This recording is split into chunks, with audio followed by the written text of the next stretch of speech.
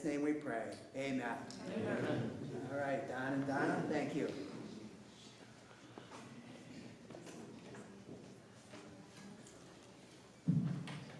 Well, good evening, folks. Good evening. We are Donna and Donna, for those who have not heard us before, and we are so happy to be here. Thank you so much for letting us come and worship with you again this evening. For the next 55 to 60 minutes or so, we're going to be hammering on some strings again. We're going to tell you some stories, and we're going to sing you some songs. And we're going to start it out with a song, but we haven't even recorded this one, but we sure enjoy the message to it. I won't take less than your love.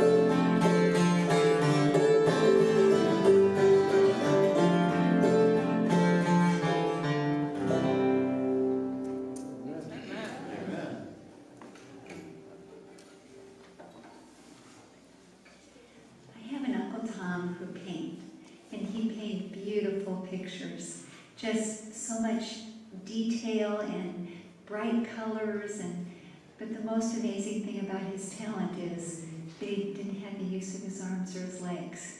He was a victim of multiple sclerosis. And from about 40 years old, he began to lose his ability to use his hands and his feet. And it broke his heart because he'd been teaching math concepts at a Christian high school. And he got to the point within just a few months where he couldn't even teach anymore. And he loved working with those young people. And the disease continued to get worse. And I thought a lot about my Uncle Tom growing up. He was the uncle at the family reunions who would pick me for his team if we played softball. When he was a captain, I wasn't the last one picked. And I couldn't throw, and I couldn't run, and I couldn't play that well, but he made me feel like I was special. I'm a Christian counselor, and I like to speak at women's retreats, and I was at a retreat a while back, and also doing counseling, and I did a little seminar on raising children, and there was a beautiful woman there, and she had just the right things to add to our discussion, and she'd raise her hand and tell a story, and it was a real blessing. And I remember thinking, I bet she was raised in a Christian home like I wish that I would have been. But later that weekend, she came to talk to me as a counselor, and she told me a very different story, a horrible story of unmentionable things that happened to her. And I prayed with her and gave her counsel and tried to encourage her, but her case was really hard. And for weeks after that, after I went home, I liked to go for walks, and I would talk to the Lord. And one day I was walking, and I was thinking about that young woman. And then I got to thinking about my Uncle Tom. And I thought, Lord, where were you? You could have done something about this. And when I finally quit doing all the talking and began to listen, the Lord spoke to my heart. And he said, Donna, where was I? Where was I when my daughter was being hurt? Where was I when your uncle got stricken with that disease?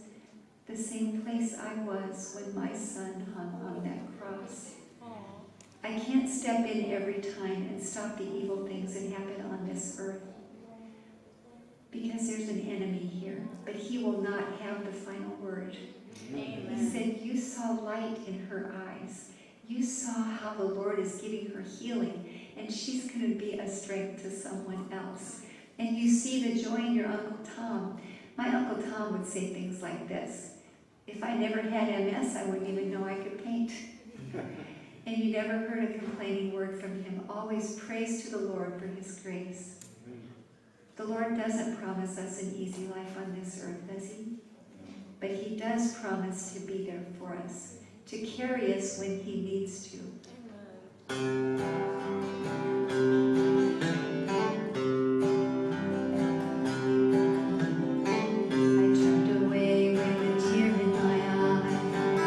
Wiped it off and I said, Lord, why? Life today just doesn't seem fair. Seems that people just don't care. I shook my fist and I cried out loud. Where, oh Lord, are you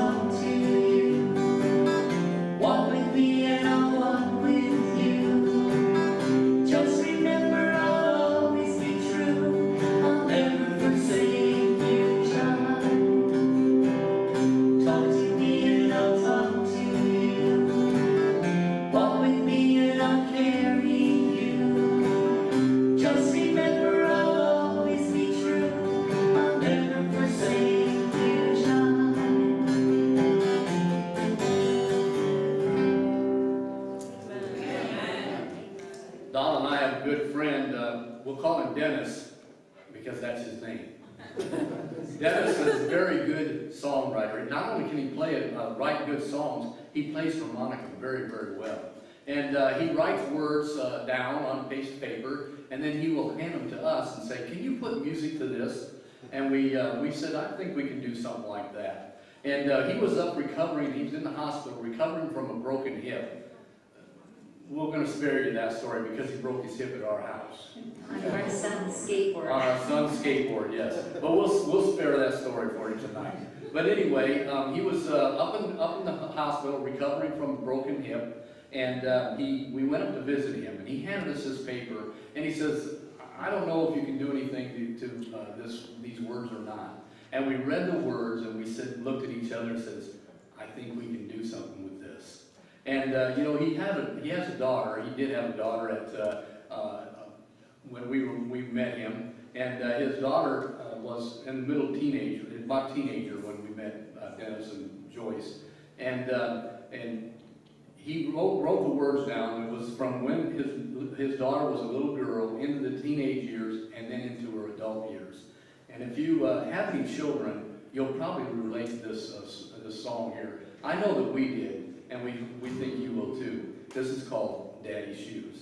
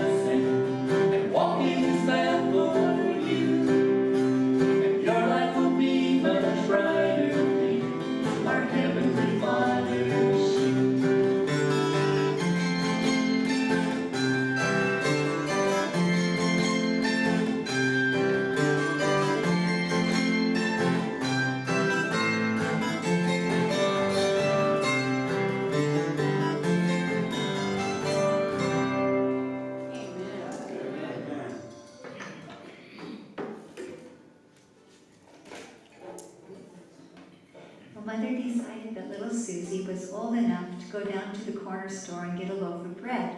It was only about a half a block away, and even though Susie was only 7, Mother thought it would be okay.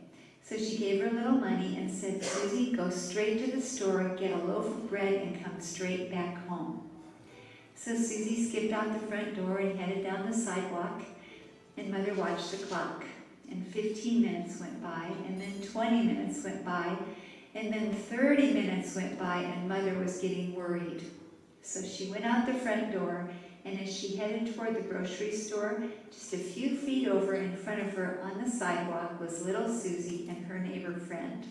And the 2 little girls were just crying their eyes out. And Mother said, "Susie, I told you to come right straight home. I was so worried. What happened?"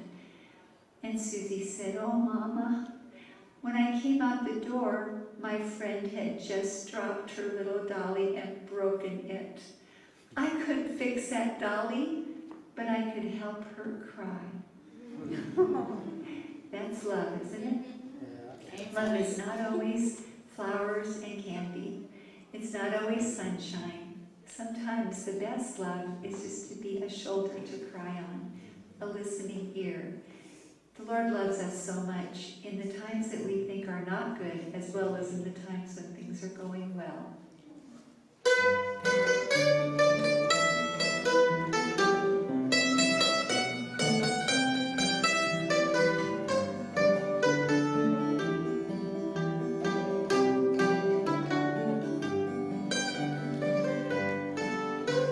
A song's not a song till it's sung in the dark, and friends can't be trusted while lights just stay apart. A smile's just a grin till it's framed with a tear. Kind words go ignored in the sentiment cheers. Life hasn't been lived till you're face down in dirt, and love isn't love till it hurts. Love isn't love till it hurts. Till you give them your coat and your shirt. Life's not been lived till it's given away, and love isn't love till it hurts.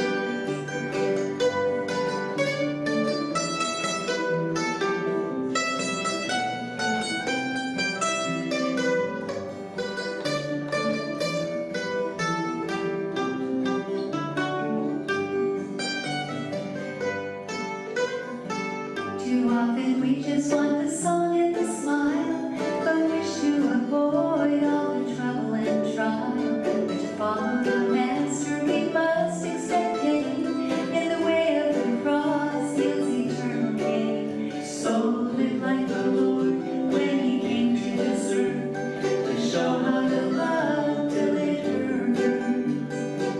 Love isn't love till it hurts. Till you give them your coat and your shirt. Life's not been lived till it's given away, and love isn't love till it hurts. Love isn't love till it hurts. Till you give them your coat and your shirt. Life's not been lived till it's given away, and love isn't love till it hurts.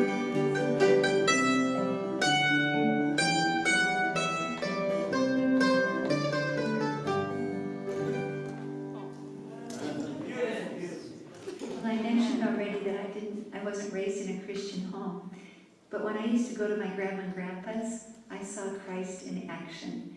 They would take me to Sabbath school. One year they even took me to camp meeting, and it was so much fun.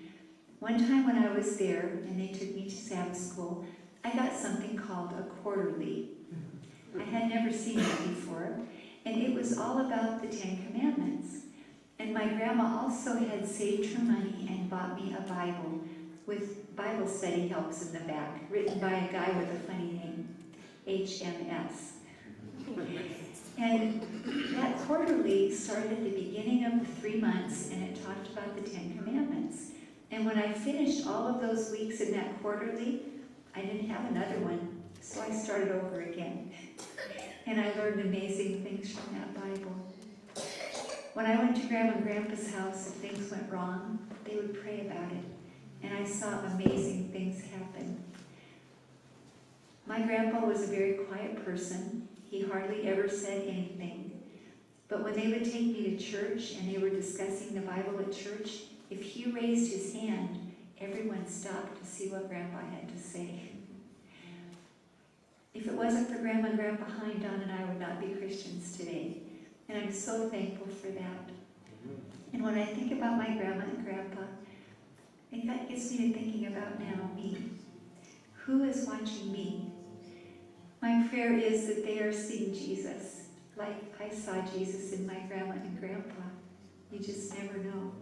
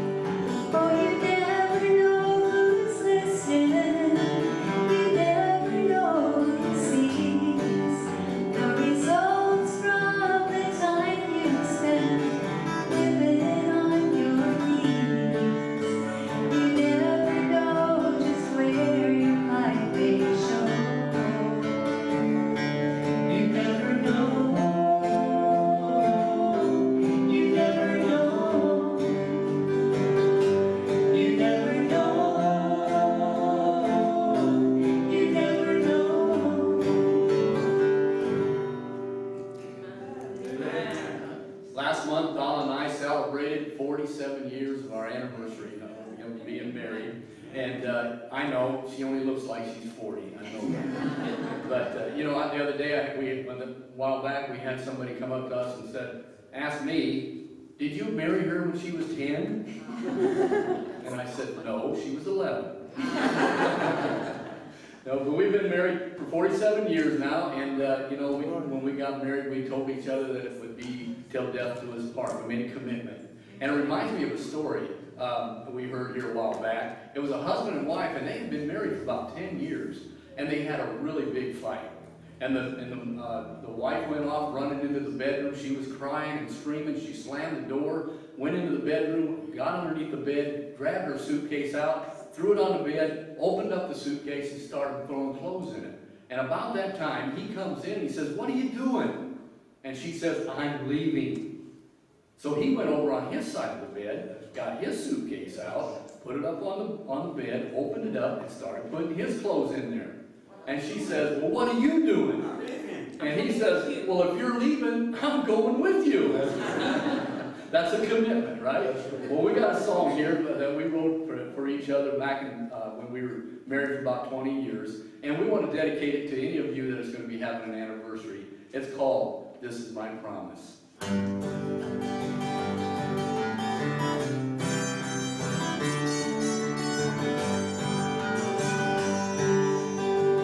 Remember when we stood outside, letting all the stars feel alright. You were all I dreamed about. 40 years have come and gone. I'm still holding you in my arms, and I'll never let you go. Take my hand and walk with me, up and down the road and along the breeze. You're very special in my heart to see. Hold on and never let go. I'll be there to take you safely home. This is my promise unto you.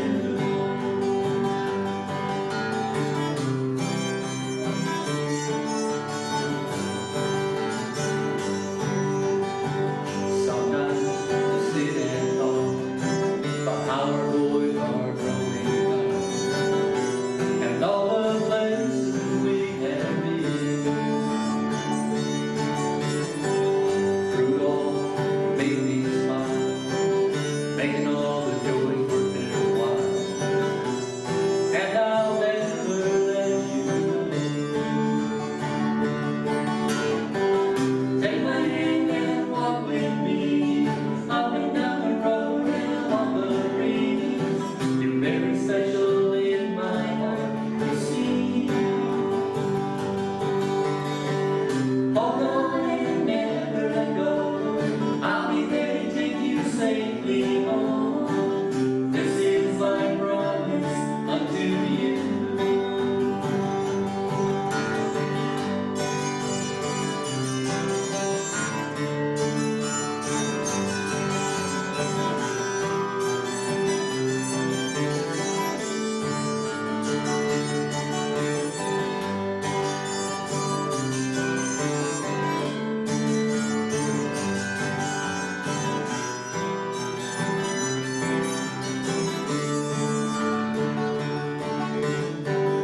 Take my hand and walk with me, up and down the road and along the breeze. You're very special in my heart to see. Hold on and never let go. I'll be there to take you safely home. This is my promise unto you. Though the roads are rocky and we stumble along the way, Jesus reaches out his hand and we can hear him say, take my hand and walk with me, up and down the road and along the breeze. You're very special in my heart to see. Hold on and never let go. I'll be there to take you safely home. This is my promise unto you. Hold on and never let go.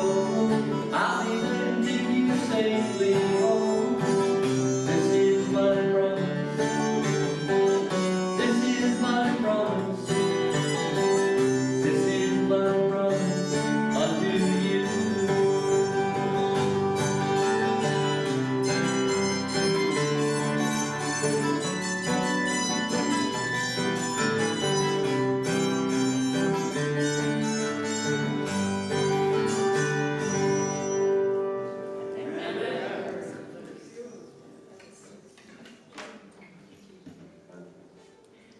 Some years ago, we were at a camp meeting, and the pastor was talking about how so much of the Old Testament is found in the New Testament. I love to read my Bible, don't you? Well, I was reading in the New Testament, I think it's around John 15 to 17 or so, where Jesus was walking through the grape arbors on the way to the Garden of Gethsemane with his disciples. The Passover moon was full, and he pointed his disciples to the grapevines, and he said, I'm the vine, you're the branches.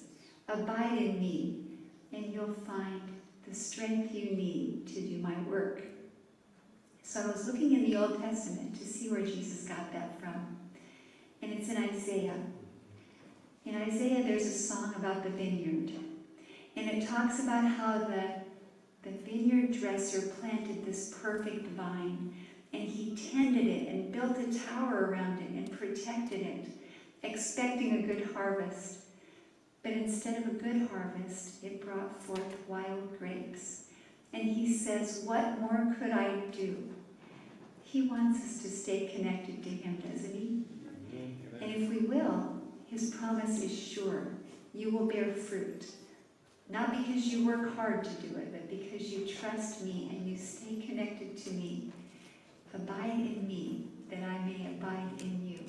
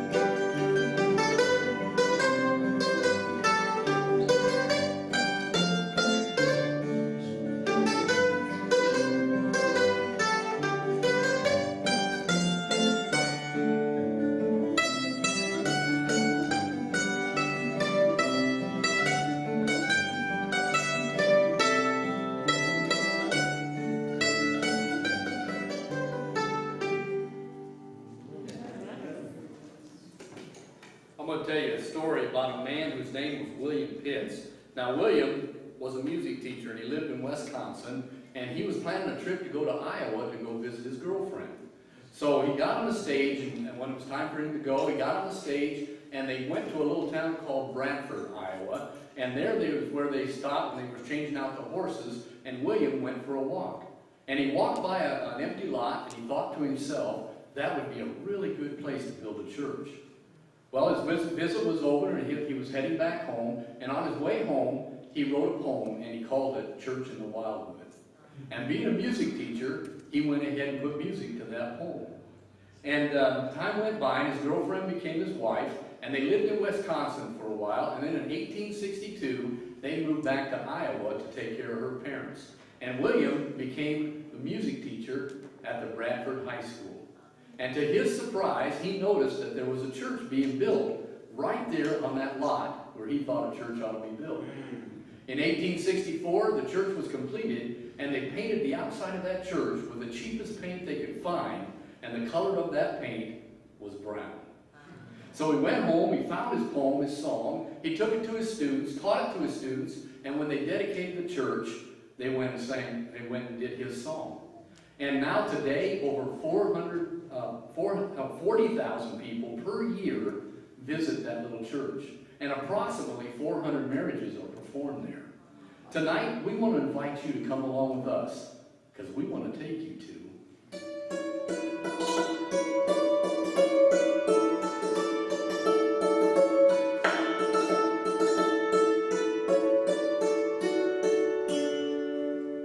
folks, put on your traveling shoes and get your bags, because you guessed it, we're on our way to the Little Brown Church in the Vale.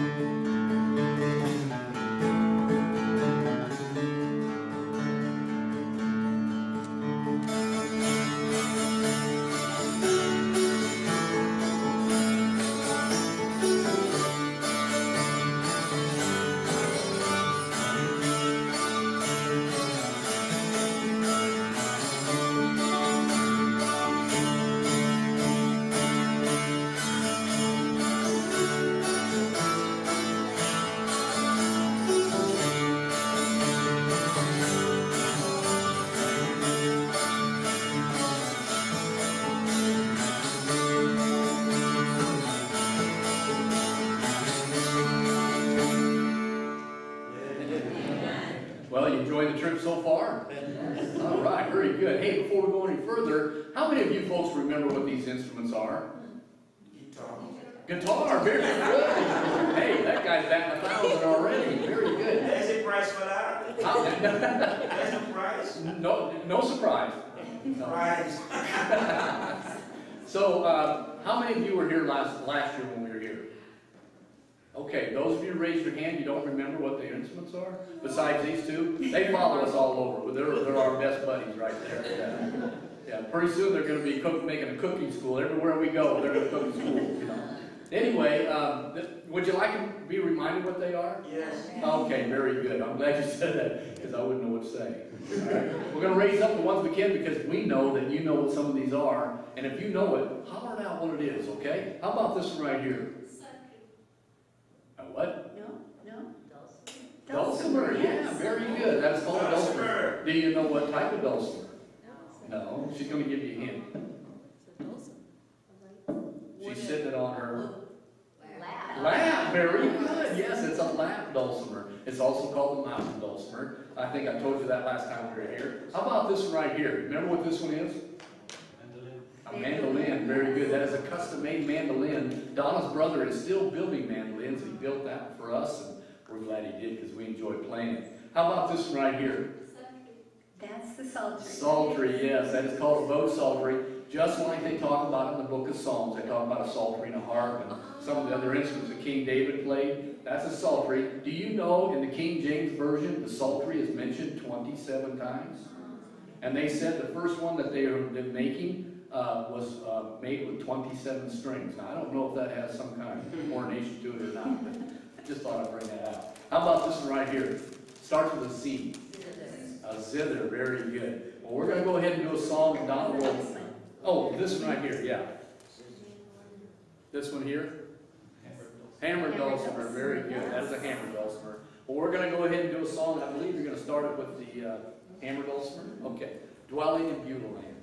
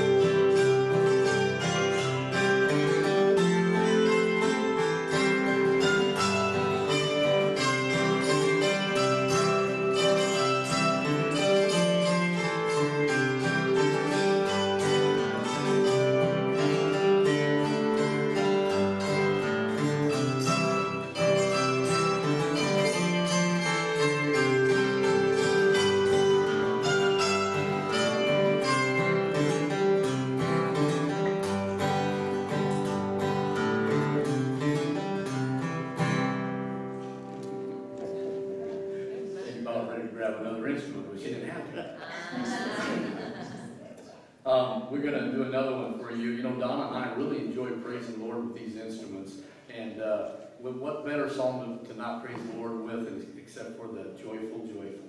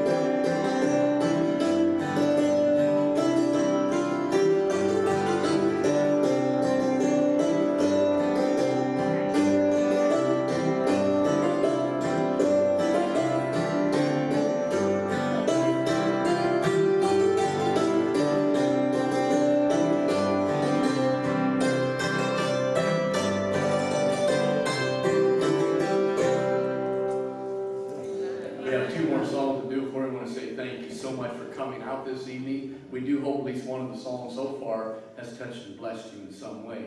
We would like to mention, if you like this type of music, we have some CDs and our DVD out there in the kitchen, or not the kitchen, but the fellowship hall area.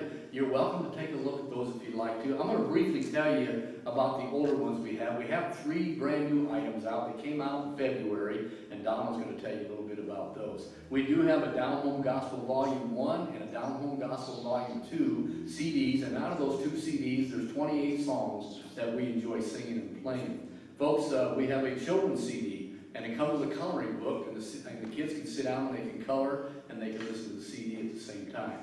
We have a Christmas CD. Woo! Christmas CD. Yeah, we have that back there also. And if you're like Christmas, you know, it's coming up real quick. What do we have? 90 days or less till Christmas. We have that. If you're interested in getting one of those. We also have a book, and it's called The Adventures of Folk Mountain Gospel. And in behind the book, there is a sample CD. So you get the book and the CD all in one package. I believe they call that a bargain, is what they call it. But that's back there on the table also. We have 3 brand new items, like I mentioned, and Donna's going to tell you about those. We have a new CD, and we also have that on DVD with scenery, video, and things, and scriptures that come across. And it's got all of these instruments on there, all instrumental, and there's even a couple of other instruments too. I'm learning how to play the banjo, and so there's a little banjo on there, and there's also some auto harp so that you can tell the difference with the auto harp and the zither, the difference between them. And then the other thing that we have is a little book that I finally got finished after many years of my Aunt Minnie, my dad's older sister, sending me stories of growing up on the farm back in the 1940s and 50s. She would send me these stories, and I would type them up and send them back. And I told her, someday I'm going to put those into a book. Well, about in December, I got to thinking about it. And I thought, if I don't get this done pretty soon, it may end up being too late. She lives over in Milton, Pennsylvania, in a nursing home, and she's 85 years old. And so we finally got it all put together. There's stories that she used to tell to children, stories at church, and some of the lessons that she learned growing up. And it has a CD in the back that has me reading the stories as well. That's called Aunt Minnie's Memories. Also, the instruments, if you're interested in any of the instruments that we do have 8 old psalteries that we have here tonight that's available if you're interested in a Christmas present, maybe, or something like that. We also have 1 hammered dulcimer that Donna's playing, and we have 1 zither. And you're welcome to come up here, take a look at these if you want. Sit down and play them too if you want to. But like I told you last year, the only instrument that you cannot play is this harmonica. Okay? Can't play that. But we got 1 or 2 more songs to do for you. A few years ago, our dear friend Margaret was going through a hard time in her life. Her husband of 35 years decided that he didn't want her anymore, and she ended up homeless. But she was a nurse, and she had been working at a nursing home. And the folks at the nursing home found out about it, and they said, we have a little cottage right next door. You can just stay right in there. And so things were going better, but she wanted so much to move closer to her son. And she prayed about it, and things seemed to get a little better, and it worked out that she could move to the town near her son. And she got a job in a really nice nursing home, and she loved to work nights. I'm not sure how she did that for all those years, but that's the shift that she loved to work. And she was enjoying the job, and things were going well, and she was praising the Lord. And one night she was heading to work, and she was running late. And so she hurried to work and got clocked in just in time for her shift. And somewhere in the middle of the night, the thought was presented to her mind, maybe you should go check your car. And then she thought, I think I left my purse on the front seat of the car. But no, she didn't have the time. She would just leave it out there. It should be fine by morning. And when she got off work, she went out, and the car doors were locked, but she had left that purse on the front seat, and someone had taken a big rock and smashed the side window and reached in and stolen her purse. And she was back in despair again, and she thought, Lord, you could have done something about this. Maybe he did. Maybe he reminded her to go out there and get that purse, and she ignored it. Well, she was feeling so bad again, and she lost her driver's license and what little money she had, and now she had to fix a car, and she didn't have insurance, and things were looking so discouraging. And the owner of the nursing home found out about it, and he called her into his office, and he said, "Oh, Margaret, don't worry about a thing. It happened on our property. We're going to give you back the money that you lost and help you get your license and fix your window, and everything's going to be okay." And she was riding high again. Everything was fine. God must have heard her prayer. Well, she kept that rock, and she got to thinking about it. Isn't that just like us?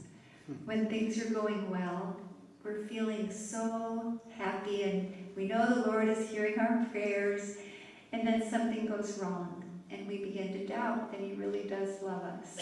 Just like us, isn't it? You know, in the Bible, there's a story about Elijah, and he was in a town, Dothan, exactly, and they got up one morning and went out and looked, and his helper was with him, and the whole city was surrounded by enemy soldiers. They were there to capture Elisha and his helper.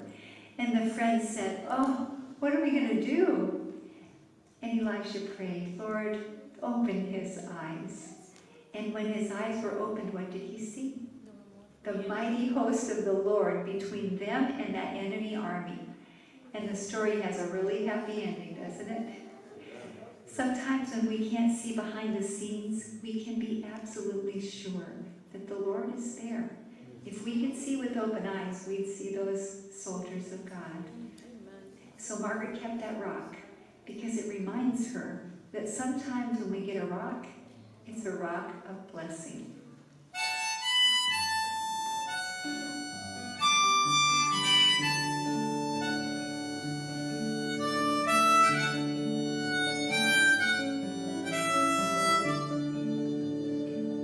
When we can see the way God leads, we can be sure He knows our needs. When fear and doubt get in our way, does He hear us when we pray? If we could see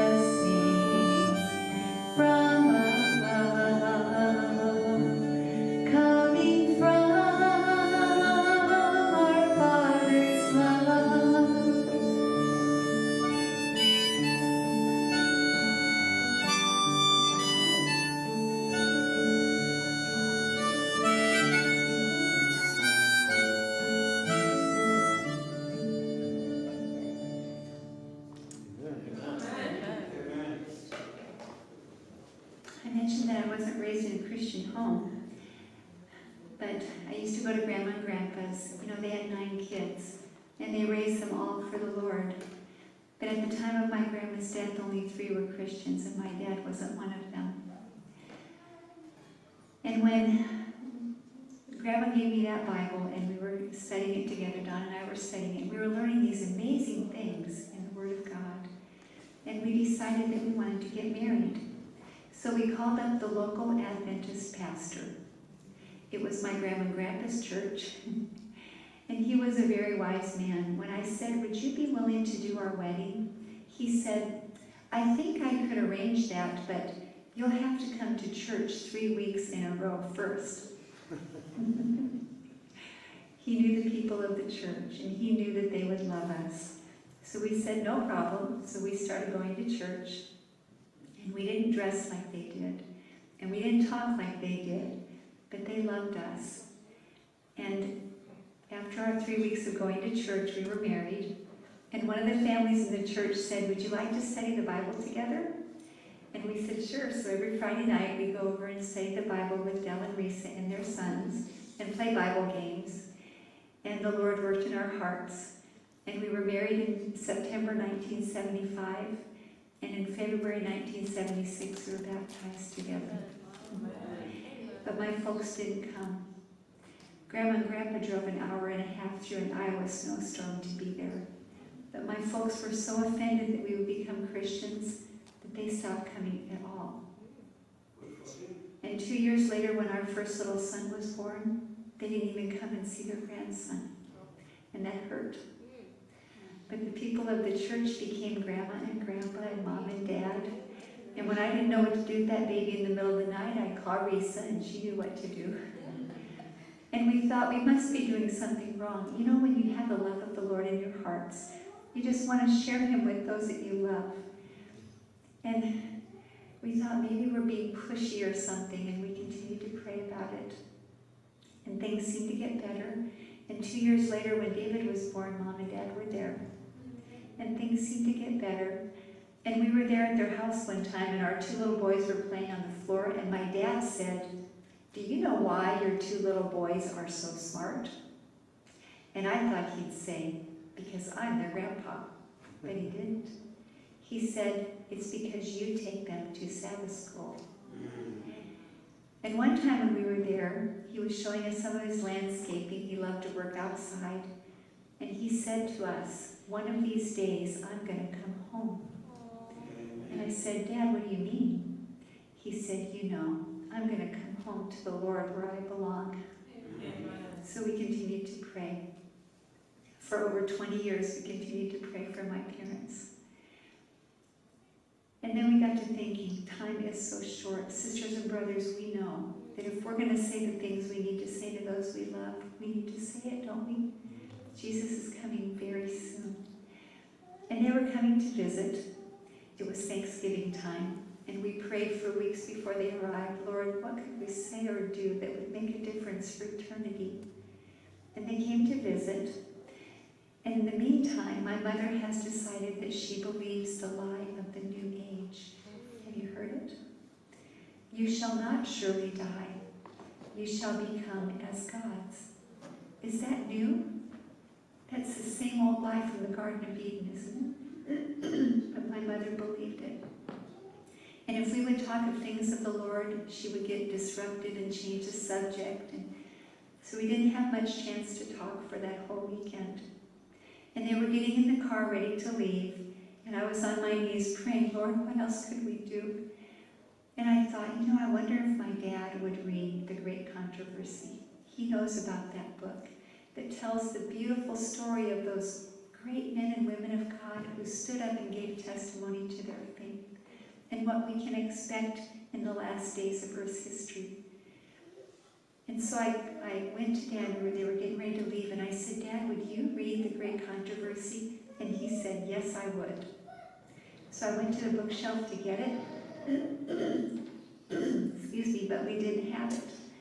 But we did have The Triumph of God's Love. Have you seen that? It's the same book, just a different title. So I gave it to him. I said, Dad, when you get home, take the time to read this. Well, he's a very hard worker. Never had time. He'd leave in the morning about 4 and get home after dark and fall asleep in the chair. I bet none of you are like that. Anyway, when he got home, he got really sick. And he was in bed for 8 weeks with plenty of time to read. And not only did he read it, but he sent my mother down to the local Christian bookstore to get The Great Controversy. He wanted to make sure that the two books really were the same. The Lord knows how to work. Well, he began to feel better, and they moved to Arkansas, and they bought some land, and Dad got out there working too hard again. And his disease began to flare up. Only now he was having times where he couldn't see, and his joints would swell up and ache so bad. And he again remembered the Lord, and he started reading his Bible. And one day my cousin lived next door, happened to walk by, and there was my dad out front on a lawn chair reading his Bible. And my cousin's husband said, "Donnie, I noticed you're reading your Bible. We're having some meetings at the church. We got this big screen and this fancy speaker out of Florida, Net 96. Would you like to go?" And my dad said, "Yes, I would." But as the day went by, his joints began to ache and his head hurt, and he decided he wouldn't go. And so my mother, of all people, said, "Donnie, you've been sitting around here feeling sorry for yourself. Get in that truck and go to that meeting with Randy." So he did, and he didn't miss one night. And we were privileged to be there when my dad gave his heart to the Lord in rebaptism. Sisters and brothers, I know every one of you has someone that you love, that you wish was closer to Jesus tonight. Time is so short. Don't ever give up. My grandma prayed all of her life for her kids. And I can't wait until the day when Jesus comes back and my grandma wakes up, because my dad is going to run into the arms of his mother. Jesus loves them more than we do, and he's answering our prayers. He's giving them the experiences that they need, even as hard as they might be, to lead them back to him. Amen. We can trust him. Child, come home. Shall we gather at the river? Was his favorite song. He knew them all, one by one, and sang them all day long. He'd sing it loud, he'd sing it clear, for everyone to hear. And shall we gather at the river, very close and near? He was a young boy, anxious to be baptized in God's family. They all ride down by the river, holding hands and singing together. The water was clear and his heart was pure, but the only sound ringing in his ear. Shall we gather at the river? Was his favorite song. He knew them all, one by one, and sang them all day long. He'd sing it loud, he'd sing it clear, for everyone to hear. And shall we gather at the river, very close and near? He was a young man, early 20, trying to raise his family. But jobs were hard and time got tough. He lost track of the things he was taught.